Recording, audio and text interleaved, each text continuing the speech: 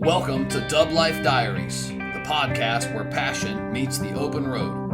I'm Joe Person, your host, and also a lifelong dubber.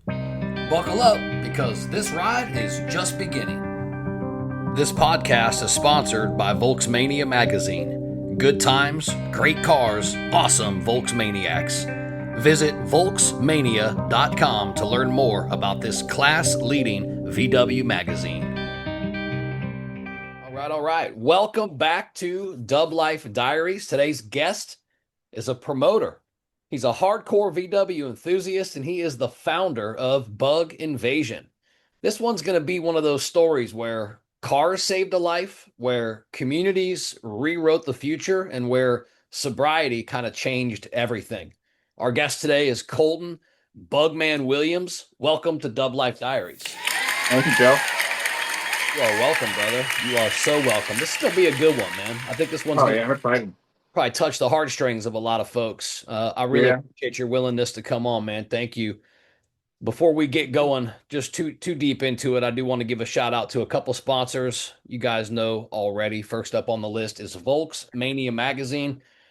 You guys know how I feel. I feel these guys are the flyest VW magazine on the face of the planet, and you know why. It's the people. It's not just the quality of the pages, which, by the way, pretty dope as well. The quality is there. You guys can check them out, volksmania.com. Use DubLife10, DUBLIFE, the number 10 at checkout. You'll get 10% off of your first subscription issue. This is U.S. subscribers only. How cool is it that I got to say that? That's awesome. That I have to say U.S. only. Yeah, pretty cool. Also, shout out to Salty Dub. From the beach to the bay, Salty Dub is tearing up the coastal VW scene with events, with swag. You can check those guys out, saltydub.com. Same discount code applies, DubLife10. Only works on merch, and that could be from all over the world. So log in, check those guys out. All right, my friend, back to you. All done with the shout outs. Works for me. So look, man, before we get into cars, before we get into car shows, before we talk about Bug Invasion, I want to ask you, how are you really doing right now? Man, I'm good. For the first time in my life, I could say I'm happy, I'm healthy, and I'm good. Okay. I can take that. And I have a feeling this is going to get into all the why behind that. This is going to be awesome. When I got your background and your story, I was excited, because this is kind of, what we look for. We look for, I'm a podcast guy. I look for stories. Yeah. I look for stuff like this. So again, thank you, brother, for coming on. So Absolutely. Tell me a little bit about your backstory. All right. What were cars like for you in your house growing up? I mean, my dad always had anything from old Monte Carlos to T-buckets and coupes. I mean, I always grew up hot rod cars, street rods. Then my buddies had imports and mini trucks. So I kind of grew up with a variety of everything. Then I had a few friends that had old Bugs, but I never really thought much of it. I was like, oh, it's a Volkswagen. And then I drove one, and I'm like, wow, this is awesome.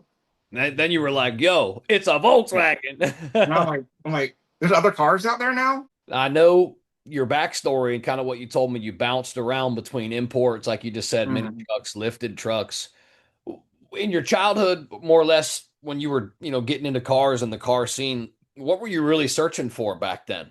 I always wanted a muscle car starting up, but it's not, what's the word, logical for a 16-year-old. You want something safe and reliable. And everybody knows carburetors aren't the most reliable cars. But so I got a Chevy Cobalt. My parents thought it'd be safe, and then I ended up souping it up in a nitrous, running on E85 and all kinds of crazy stuff. Wow. And I got in more trouble than I should have had. It kind of went downhill from there, and then I got a lifted Tahoe and kind of just changed it up over the years. And then I finally got my first Volkswagen, and then it's been downhill from there. Right on. Now, cars, when you were growing up, what did they feel like for you? Was it an escape? Was it a hobby? No, I mean, it was a hobby, because it was the same thing. My dad grew up hanging out at the local spot, So I was like, oh, I kind of want to be like my dad, like every boy does. And then I would always go to the car shows with him, the local car meets with him. And then I kind of just, so I always say, like, I get along with older people better than I do people my own age, because that's what I grew up around. And they're more interesting. They have better stories, and they don't want to just get shit faced all the time. And do stupid stuff. Right. Which I can appreciate because I don't either. Maybe at one point in my life, but Yeah. again, not about me. It's all about you. So early on, then, did you feel like, with through cars or through the car community, did you feel like you had fit in anywhere, or was this kind of your spot with the older guys with that scene?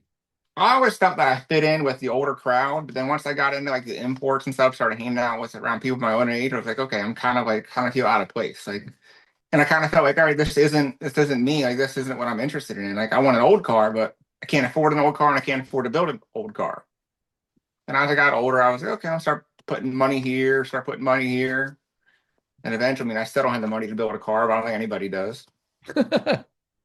But no, it's just kind of just like I needed to find my place just to fit in with the right group that wasn't going to get me into too much trouble. And that's where it came with the Volkswagen. It's just like a whole different world.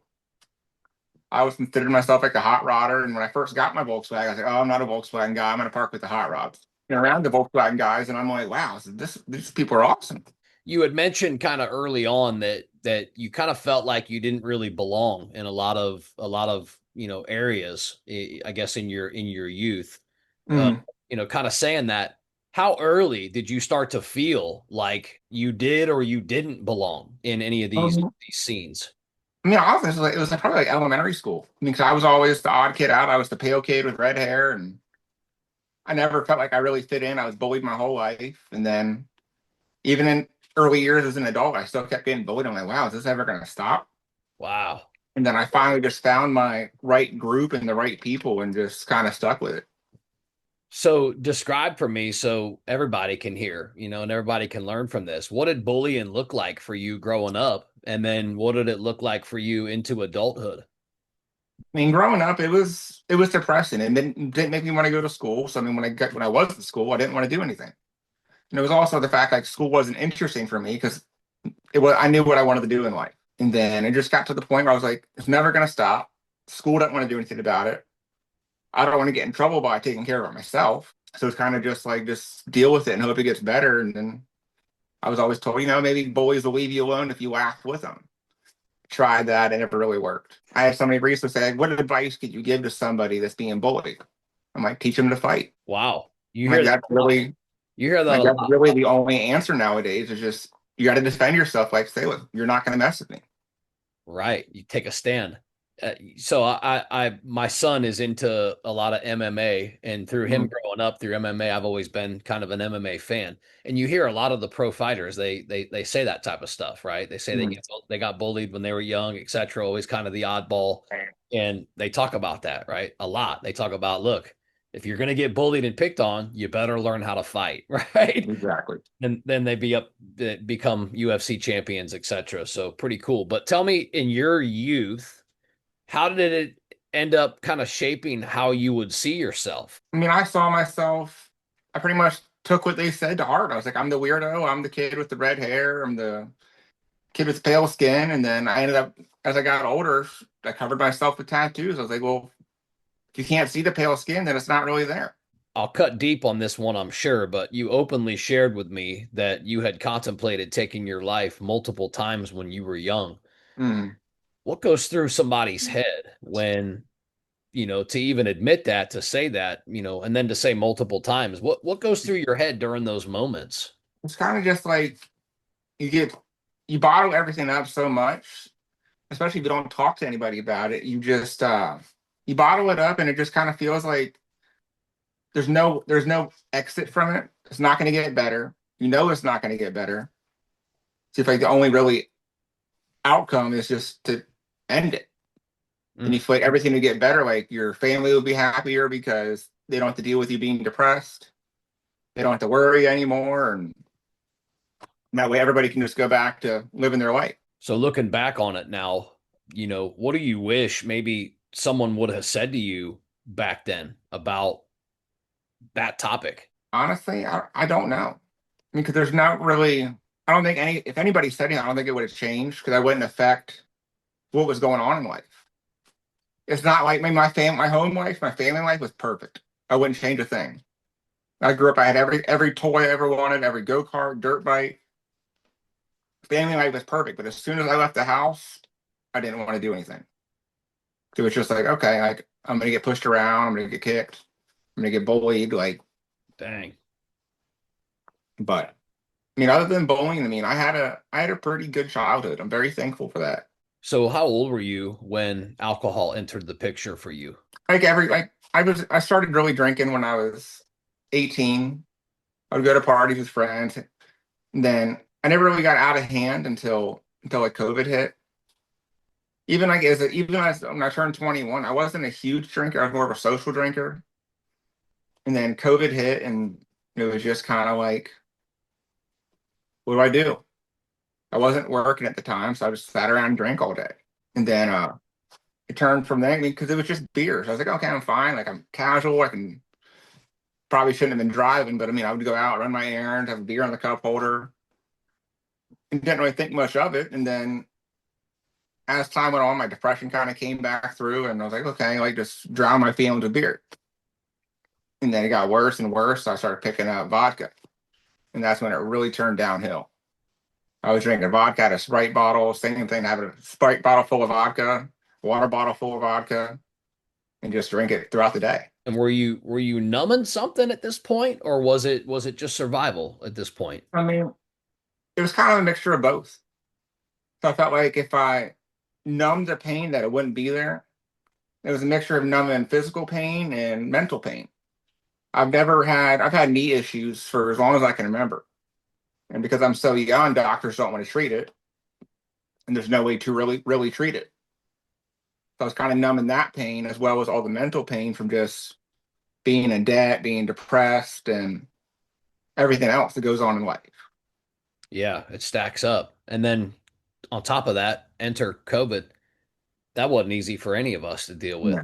you know, between vaccinations and masks and travel and or not. I was teaching classes in Texas back then, Hmm. and I remember well, number one, there were a lot of students that didn't want to travel. But if I did Yeah. get lucky enough to get the very few students that did want to travel, Texas had laws where I had to, through the, education, I had to take Hmm. their temperature. I had to, do stuff Yeah. in class every morning and make sure that we weren't, having a super spreader event. It was like it was Exactly. it was wild, man. It was wild. But again, not about me. Hmm. So at what moment or what point did you realize maybe, this might not be the path. This is killing me. Honestly, so, I mean, I'm 32, and I really kind of noticed. So I always used to say, like, I hated the question, where do you see yourself in 5 years? Especially when they said it in high school, like, oh, like, probably dead. Damn, that's And heavy. then, I mean, 'cause I always knew, like, I want to work on cars, I want to work for the family business. And then I always had this idea in my head that I wasn't going to make it to 30. And that's kind of when my life went downhill, was 29 to 30. And I had started bartending, so it made it easier to get alcohol and Access. everything else that goes with alcohol. Yeah. And then it just kind of to the point where I just kept drinking and drinking until that one day I just kind of had my full mental blow up and ended up running through the woods and jumped out of my truck and just ran through the woods. And I was like, all right, this is where I end it all. And finally, I kind of took a minute to breathe and kind of got clear headed. I came home and the police are waiting for me and said, look, I said, you have options. You go to the hospital or you go to rehab. They're like, or if you really want to argue this, you can go to jail. And I'm like, well, in my head, I'm like, well, where's the better food? And I'm like, so they said, I said, what is my really best option? And in my head, I knew I needed the help. I didn't know if I was willing to accept it. 'Cause I always heard, I said, oh, like, why wouldn't I go to a hospital? Because the place I ended up going is a crisis center, which is a rehab and a center for people that are trying to take their lives. And then I ended up going, I was like, all right, well, I'll try that place. So I heard what the hospital psych ward looks like, and I don't want to do that. So I went to going to the center, and it was peer based. So everybody that worked there, besides the doctor, was a recovering addict or a suicide survivor or a relative of somebody that took their life. So Wow. see, I felt like they were able to relate to me versus saying like, oh, like I read on the internet, this is what you should do, or I read in a book, this is what you need to do. They said, well, this is what worked for me, or this is what worked for my family member. So I was like, oh, okay, well, I actually feel like I can talk to you and versus a therapist or somebody like, oh, well, why do you feel that way? They actually they didn't question it. They understood what you were saying. Right. And at that point, I was kind of ready to accept the help. So I started doing all the classes they had and the group sessions. I kind of just talked with other people that were in there. And then I got out and I was like, okay, I'm gonna have a beer. And it didn't taste the same. I got out, I drank the beer, I'm like, this doesn't taste the same. And that's when I kind of felt like I was like, all right, I'm gonna give it up. And then I really took so I would say probably that was probably a year into my Volkswagen history that I ended up going downhill like that. And then that's when I reached out to Dino and I reached out to Jack and we started the show. Yeah. So we're here. Let's switch gears. And thank you for sharing some of those Yeah, dark times with absolutely. me in your childhood and then even into adulthood. So 4 years ago, you went to your first Volkswagen show. Hmm. What So it made would you have been bug out, whatever it was, 85.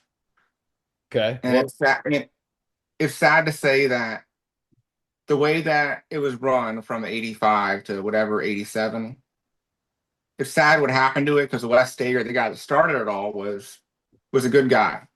People have mixed feelings about him, but I mean, I've known him a long time, and I always felt he was a great guy. And then that's kind of when I went to bug out, I was like, this isn't what I remember it being. And it felt like a scam. And when I pushed my car wasn't running at the time, I literally pushed off the trailer and wherever it landed is where I set up the show area. And then and that's when I met Jack and he was sitting next to me. So I talked to him and his wife and kind of just kept in touch. I ran into a few other shows and then when I started the show, Jack was kind of helping me with the outreach, planning it and promoting it. And he was asking, he's like, how long have you been in the Volkswagens? I was like, when I met you. He's like, you mean like a year ago? I'm like, yeah. He's like, and now you're running one of the biggest shows on the East Coast. I said, I guess so. He's like, you're so modest. I'm like, well, yeah. I don't look at myself like that. I'm like, I was because my idea was like, I don't want to drop his name, but like the way that he scammed all those people using the bug out name, it put a bad taste in the mouth of people with the whole bug stuff, especially in this area. So I've known the local track owner for pretty much my whole life. When I reached, we all both had the mental idea of starting the show, but didn't know where to go. So he was like, well, let's start a show together and we'll go from there. So I just when I reached out to Jack, I reached out to Dino and kind of just took it. I was like, let's make a show for the people. Keep everything cheap. No vendor fees, no additional fees for anything like registration. It's just $20 a person to get into the show, register, set up a vendor spot, whatever. And then with the racing, it's just the normal track fees. You can pay the $40 tech card and you go from there. But I mean, that kind of just took it as like let's give back. Let's Yeah. make it a true family show to where you can just come and relax I and not like have to worry about spending $100 just to get into the show. Yeah, I like that vibe for sure.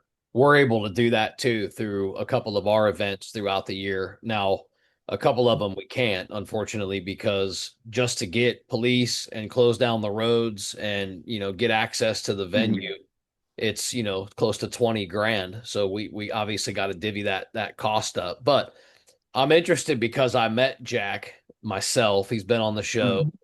and his wife, which is awesome. But for those that don't know, we're talking about Jack Sims.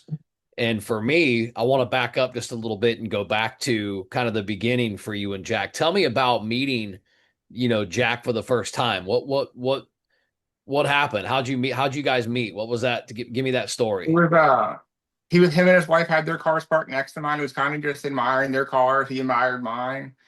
And it was just kind of talking. And then like I met a few other guys at the show, and Jack was the only one I really stayed in touch with at the time.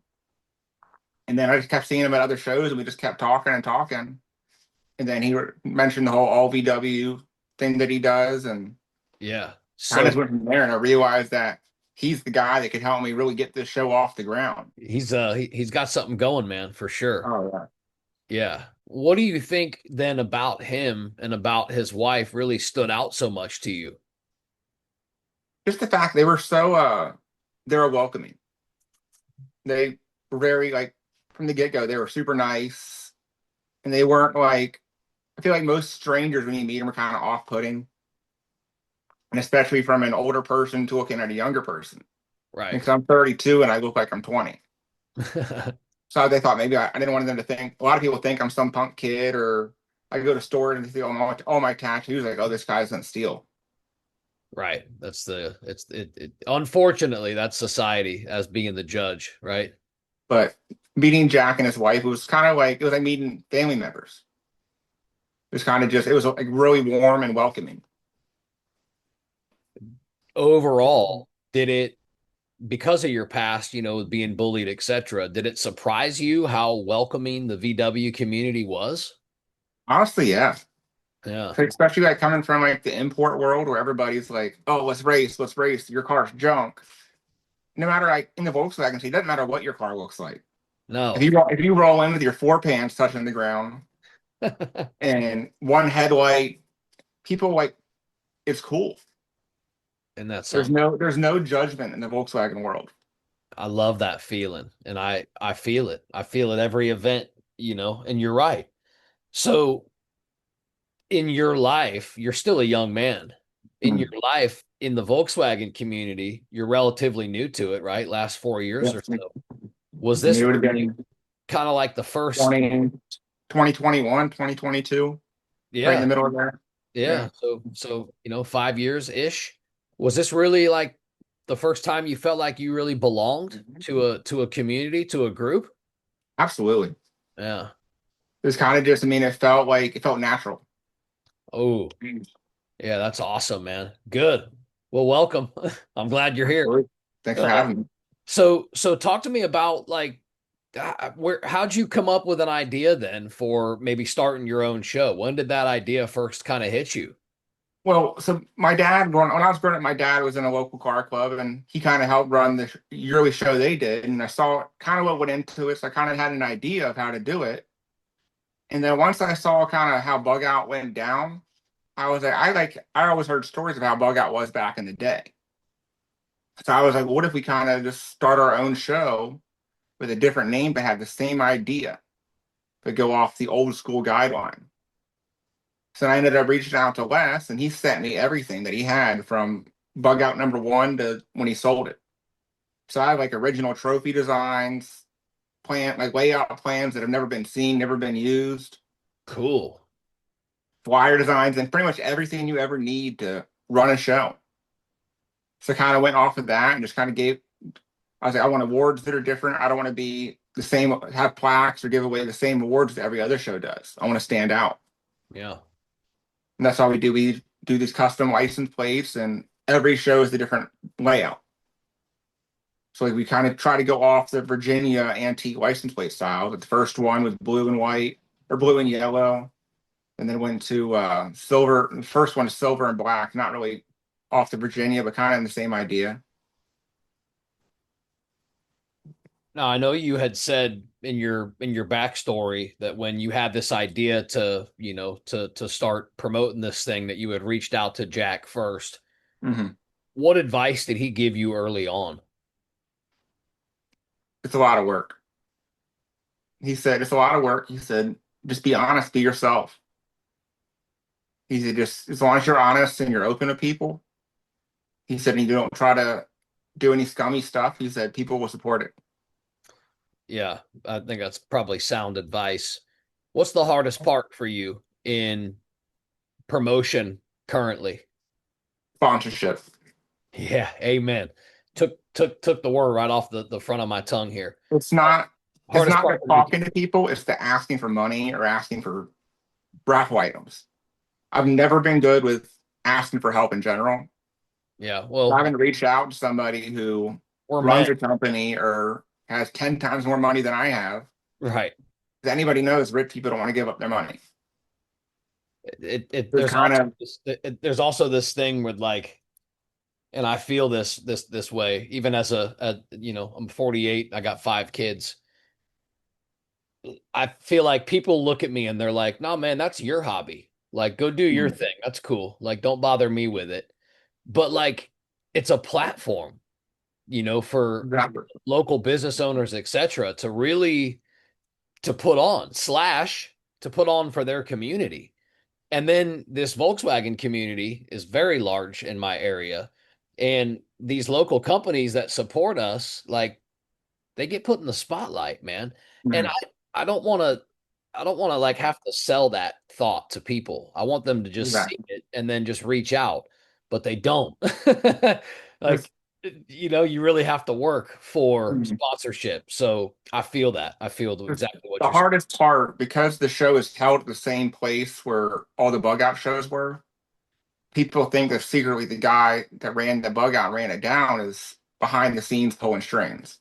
Ah, So it's got it. kind of like dealing with the fact of like trying to get out there that we're a different show, we're a new name, new people, and we're properly run. So certain companies are like, "Oh, isn't this the same show?" I'm like, "No, it's a different show, different people. Like we don't have any LLC things or anything. We're just kind of just a group of guys, true Volkswagen enthusiasts putting a show on." Yeah, yeah, yeah. And just Wonderful. kind of going into the fourth show, I finally kind of have the that I think is finally out there that we're a good show and a decent group of guys. I'm The gonna, show's act of trying to ask for help, ask for money. yeah, Like I have a few sponsors that come back every year, and they're big, huge helps. Like huge. Cookers VW, they're one of my biggest sponsors every year. Great guys and awesome support. Yeah, I man. know if it was somebody's car broke down at the show, they'd be willing to look at it. It's kind of a thing where I can call and say, "Hey, look, I know you gave me this much, but we're like a little bit short on this." He would help me. Yeah, that's super awesome that you have that and have that comfort in somebody where you can even, kind of reconnect Mhm.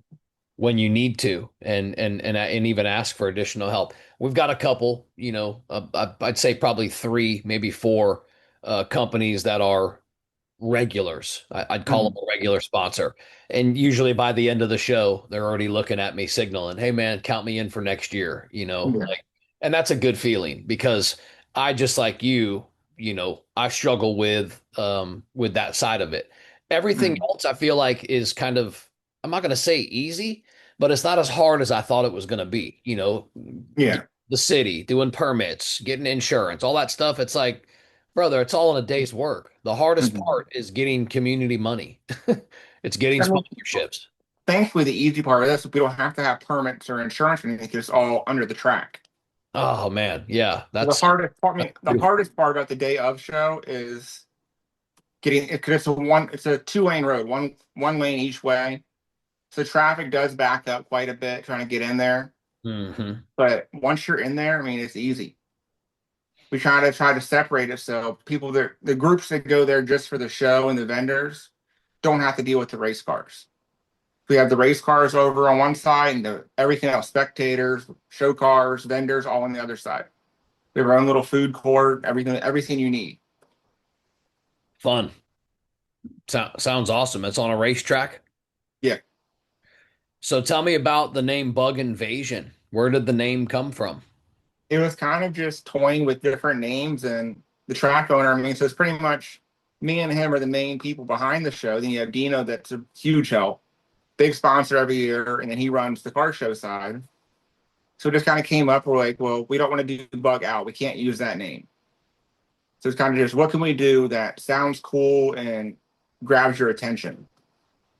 And we toyed with like 3 different names, and then the only one that really clicked was Bug Invasion. Okay. Sounds cool, and you can toy with different intros to it.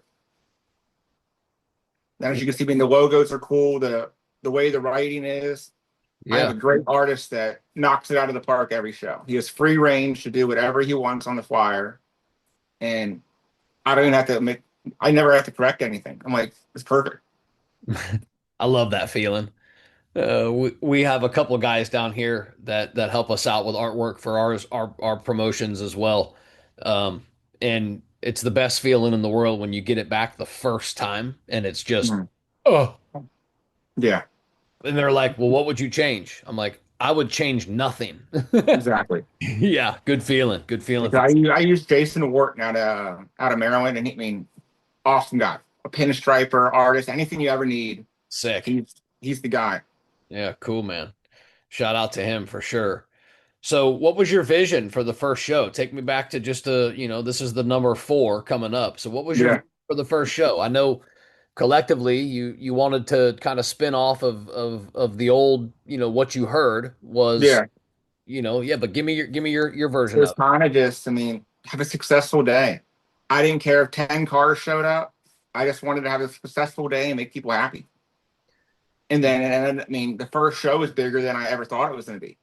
It's Because always people, like I said, people kind of had a bad taste in their mouth from the previous ones.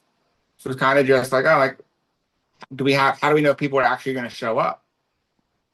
It goes back to the old days where if you have a party, you're like sitting there like, okay, it's 9 o'clock. Where is everybody? right. And then, I mean, cars just started rolling in and spectators started rolling in. And then we ended up getting the first show had a rainstorm. And it was kind of just, we're sitting up in the tower, just watching people. And the field was still packed. Show cars were still packed. Spectator was still packed all the way. Nobody was leaving.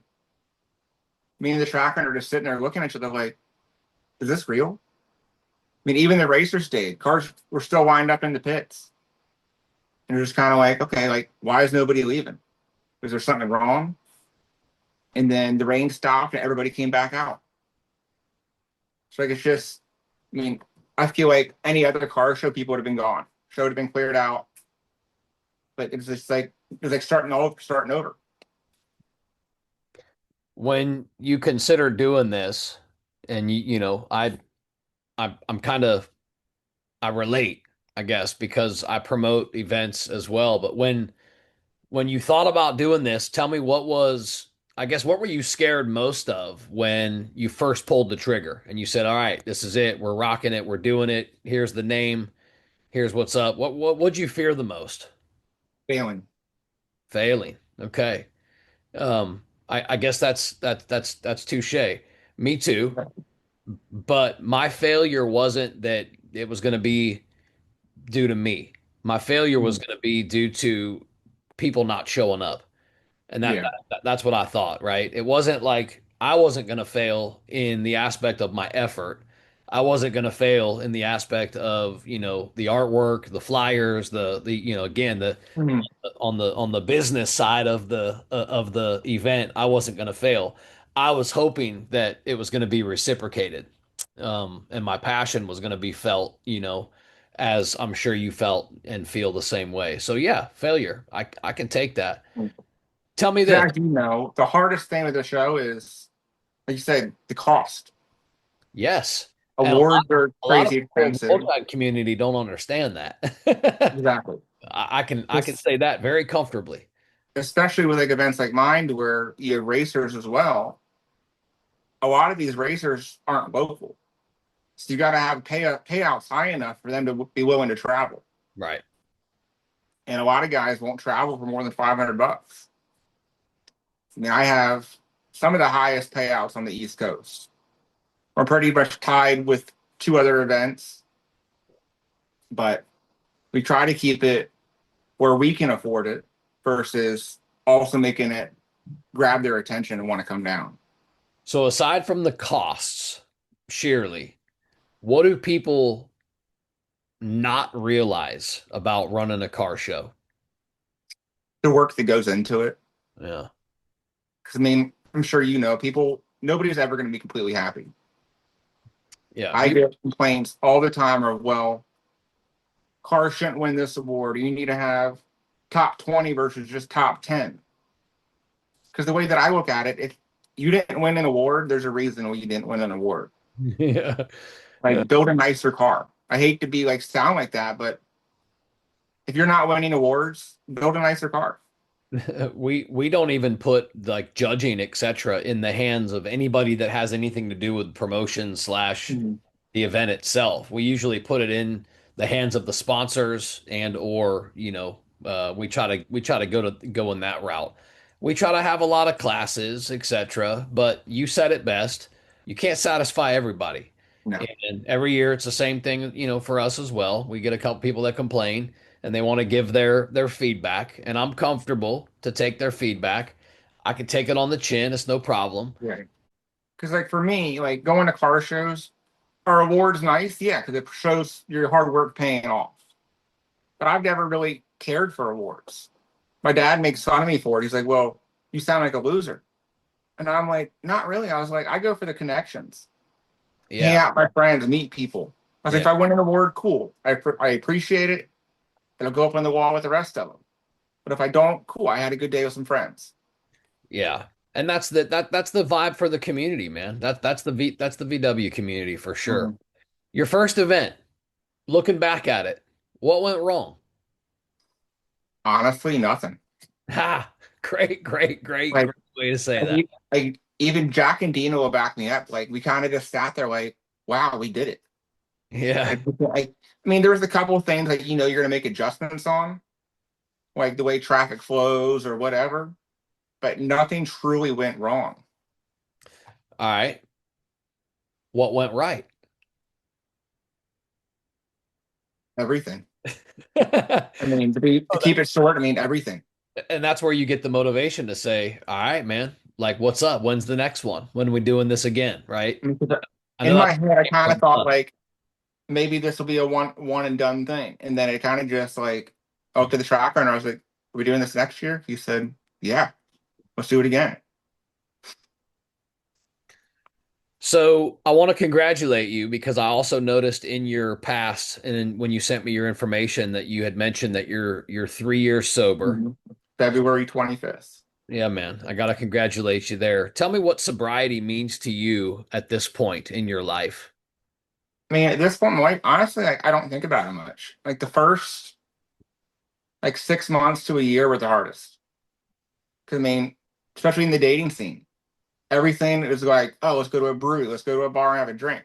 Right. Like, well, I can't really do that, and it's just like people feel awkward drinking around you. So especially like same thing with friends. People are like, oh, well, I don't want to like make you uncomfortable. I'm like, I'm fine. Like maybe like when I was in the first 6 months to a year, yeah, I was uncomfortable. I didn't go out. I mean, now I'm like, yeah, like do whatever. Like it doesn't affect me. Like I have my sodas, I have my water. Like I'm fine. How did the Volkswagen community support you in sobriety? So a lot of like, I mean, I make my like occasional Facebook post about it, but I never really was out there in the open with it with everybody. Like I talked to Jack about it. I've talked to like Dino about it because Dino, in his background, his family kind of ran a sobriety clinic. So it's kind of just like I talked to him about it when I first met him, and then Jack, and then the couple my regular little circle that I hang out with, they know about it. But I never really. It kind of just like I said, it felt welcome. I felt like I fit in, so I didn't feel like I had to like numb any pain or feel like I had a drink. Now, for those that don't know, this is Dino Styles, Dino's Garage.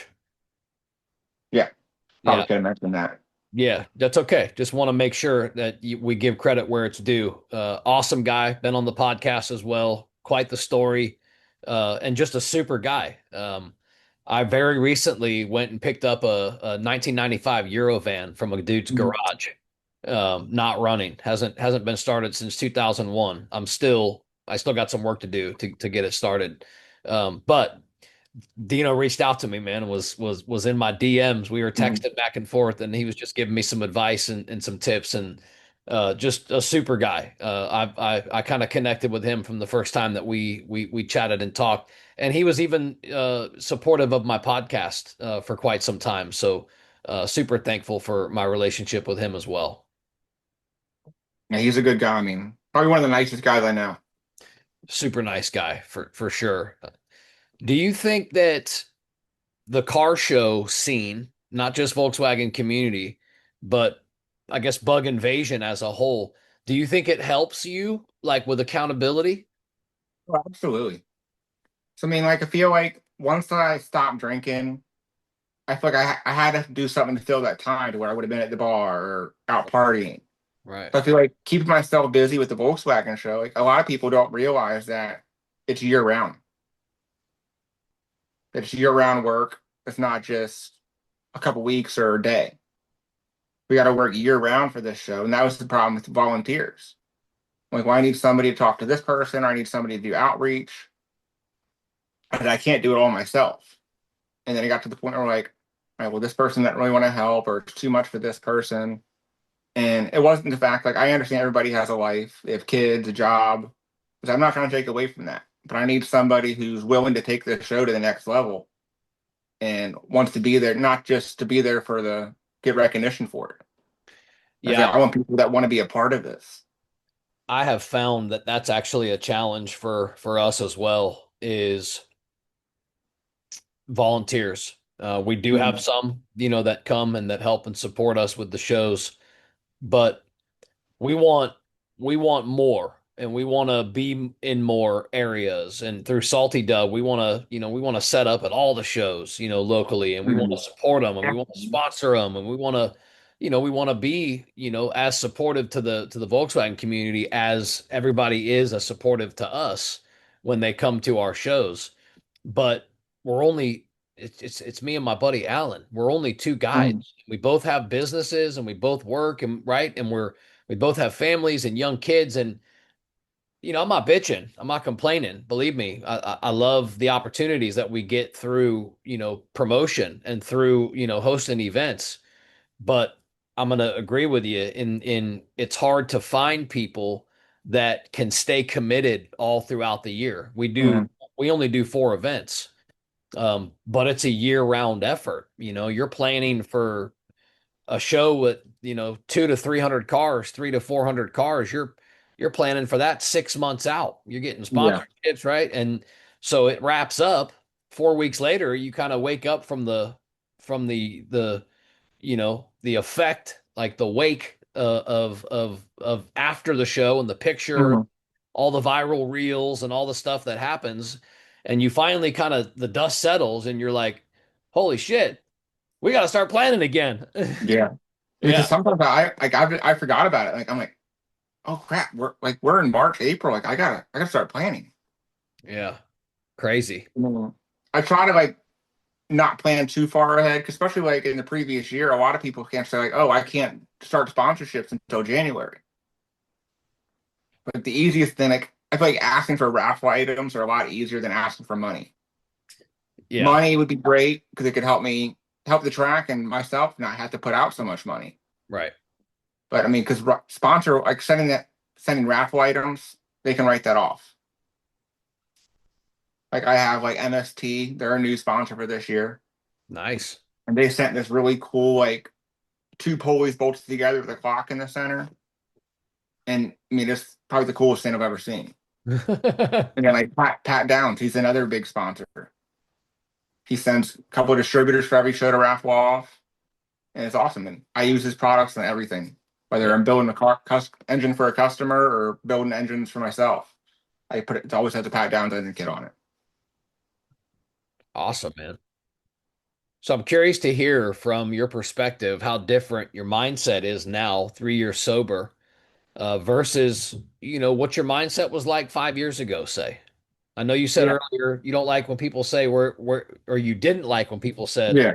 where you see yourself in 5 years. Looking back now that you're 3 years past it, what was your mindset like 5 years ago compared to what it's like today?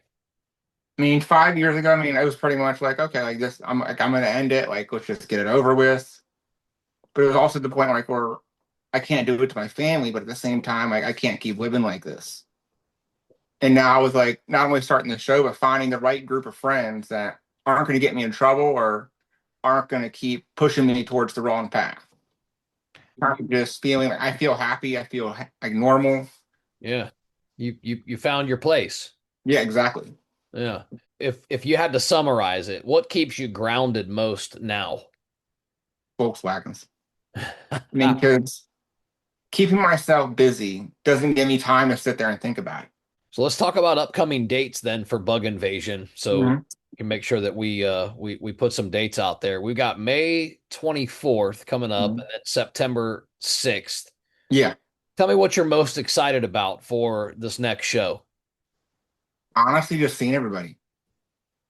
I It's about mean, the connection. shows, we kind of have our rhythm now to where Dino just runs his side, I run my side, and I kind of just like, I'll bounce back and forth throughout the day and just check in, see everything.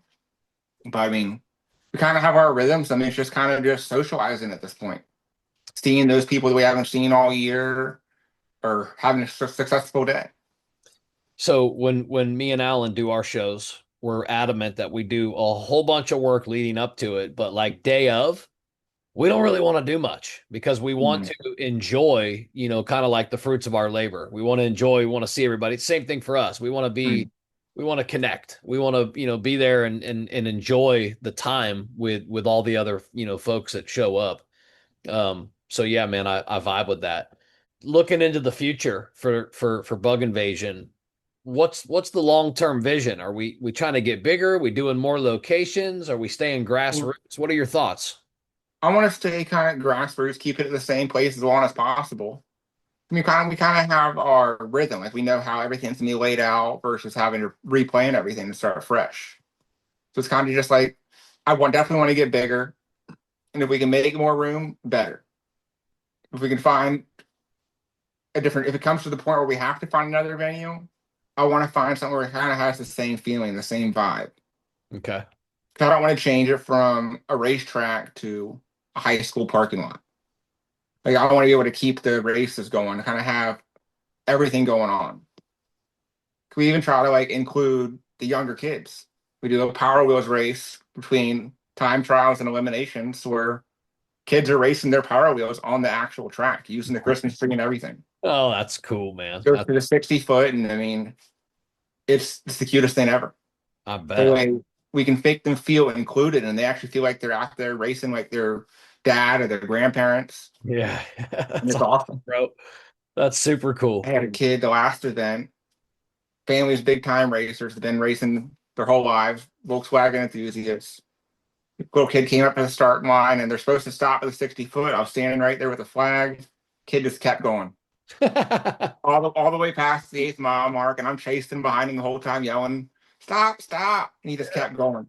And then he finally stops and he looks up at me like, "Did I win?" I'm like, "Yeah, you won, but I'm out of breath." Yeah, that's awesome, man. When people leave your event, what is it that you hope that they feel? Like it was a success. Like they had like a good day. Like they had fun. Like it wasn't didn't feel like they didn't feel bored. I try to keep like good music going and the raffle. People kind of keep people interested. With the Yeah, rate between racing and the parallel stuff, yeah. try to keep something going different all the time. Trying to add new activities every event and just Have a try to keep it fresh so it doesn't feel like the same thing every time. right. But that there's a balance there. And I've kind of noticed that balance actually exists. And here's what I mean. A lot of the Volkswagen community, especially the older folks, they're okay with showing up, setting up, their Mhm. little kind of campsite slash area. They're okay with setting up, they're okay with chilling. They don't Mhm. need, it's like when we try to do something every hour or every 45 minutes or every 30 minutes and we try to make it eventful, that's actually when we've gotten some complaints in the past Yeah. where people are like, yo, slow down, bro. It's you Mhm. guys are trying to do too much. What's the point? You're like, if I didn't do anything, you were going to complain that we didn't do enough. Because besides the awards, like I was saying, and the other complaint we get is because our shows in the grass. Bug out held it all, the race cars and the show cars and the vendors all on the asphalt, and I'm like, it was too compacted and it was dangerous. You had little kids running around with race cars trying to warm up their cars. Right. It was just kind of the point where I was like, well, if I separate everything, then we don't have to worry about people getting hit and kind of just keep it separate so everybody has their own little area and they can spread out more. So we get the big complaint because it's grass and it's gravel going into it. Like, oh, I don't want to drive my show car through gravel. I'm like, well, then don't come. Like it's like they're at the end of the day, they're cars. Yes, we want to keep them clean. We want to keep them nice. Right.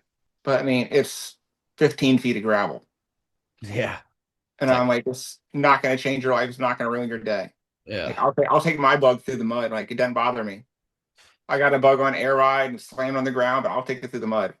I had a guy last time complaining that I said, "Oh, well, the field was a little muddy in spots." I'm like, "Okay." So when the show was over, I'm out there doing donuts in the field in the mud, and I'm like, "Just a car. I got a hose at home." Yeah. So describe the Volkswagen community for me in just one word. Family. Family. Yeah, man. Good stuff. Good stuff. All right, I got some rapid fire questions. All right.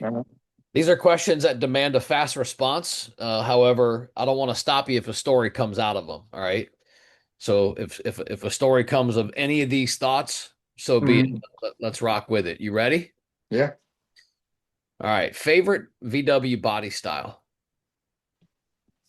Split window bug. Okay. Split window bug. Just it's a cool look.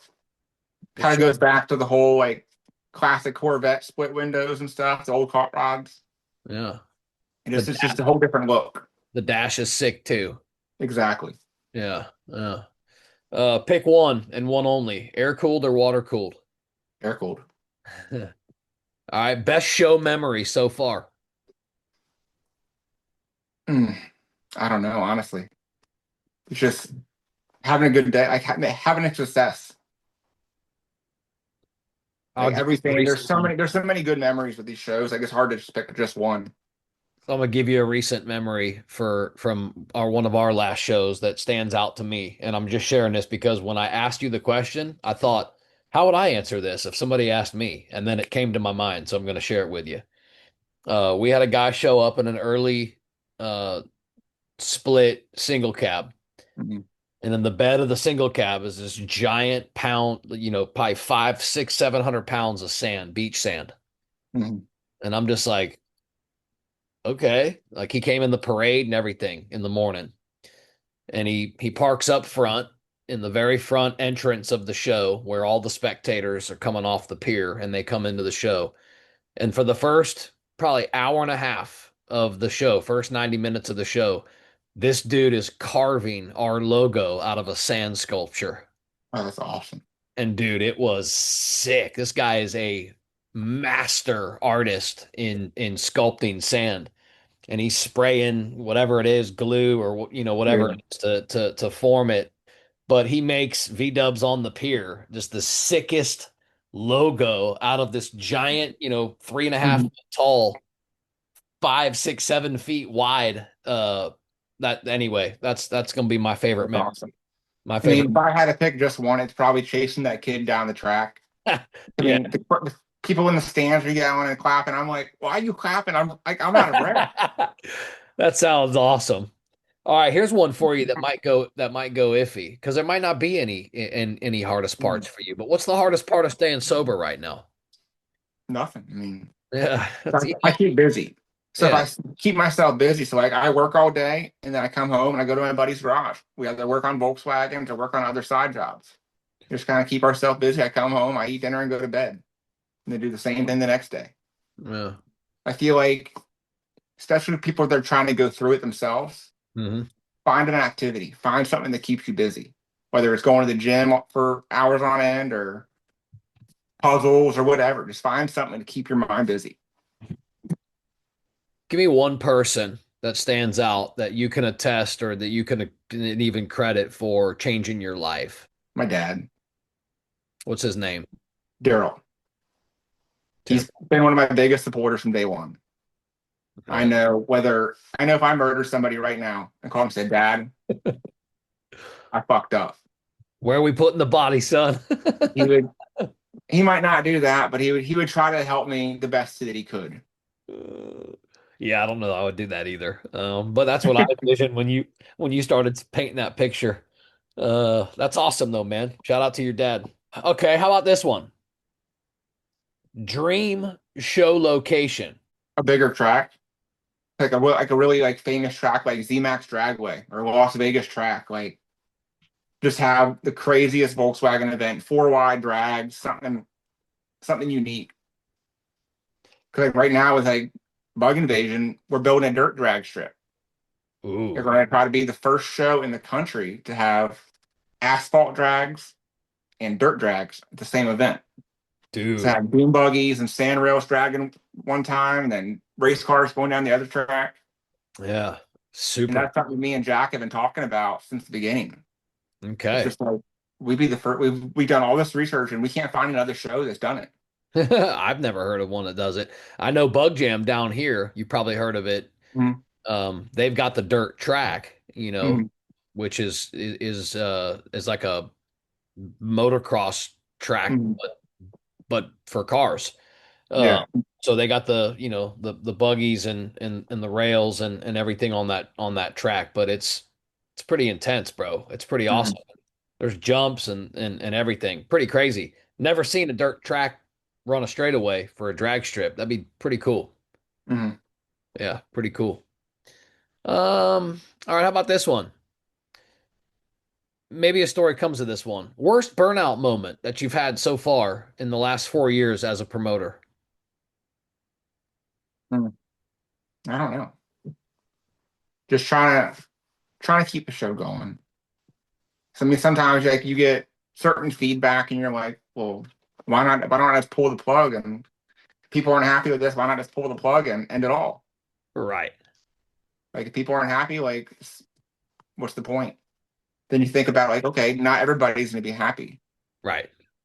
I try to please them. I had one spectator or show guy was complaining because his stock bug didn't win an award. And I'm like, I go back to the thing of like, build a car, customize it. And I'm like, okay, well, some people like their car stock. I get it. I respect it. So I created a class for just best stock. Yeah, for the I purist. mean, you can have like with that limitation, like if you change the wheels or something simple, the trim. But like, just I tried to do that, and he still wasn't happy. Can't satisfy everybody. That's what I've Yeah. learned for sure. And I've known that actually throughout most of my life. But in then becoming a promoter, I've learned more that you really just can't satisfy everybody, so don't try. Hmm. Appease the masses, go with your gut, do what you think's cool because 90% of the time it is. Yeah. 'Cause guess what? Who else is doing it? No way. Okay.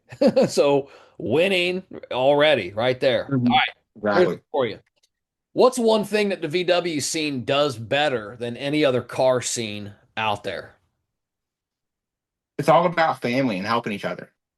Whether it's making a Facebook post saying that you need this part right now, or if you need help with somebody, there's somebody everywhere that can help you. Versus if you're driving down the road in an old Camaro and you need this, you're like, oh, well, I don't know anything about that, or I don't have that. There's more Volkswagen people out there than you think there is.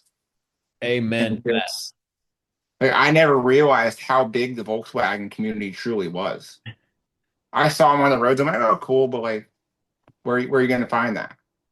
And Right. even AutoZone and local parts stores have more Volkswagen parts than I ever thought they would.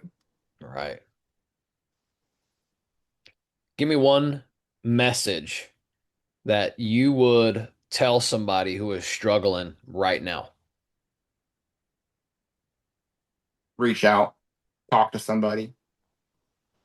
Even if you're not willing to accept the help, talk to somebody. Just if you can get, if you, more you hold it in, the more it's going to hurt you in the long run.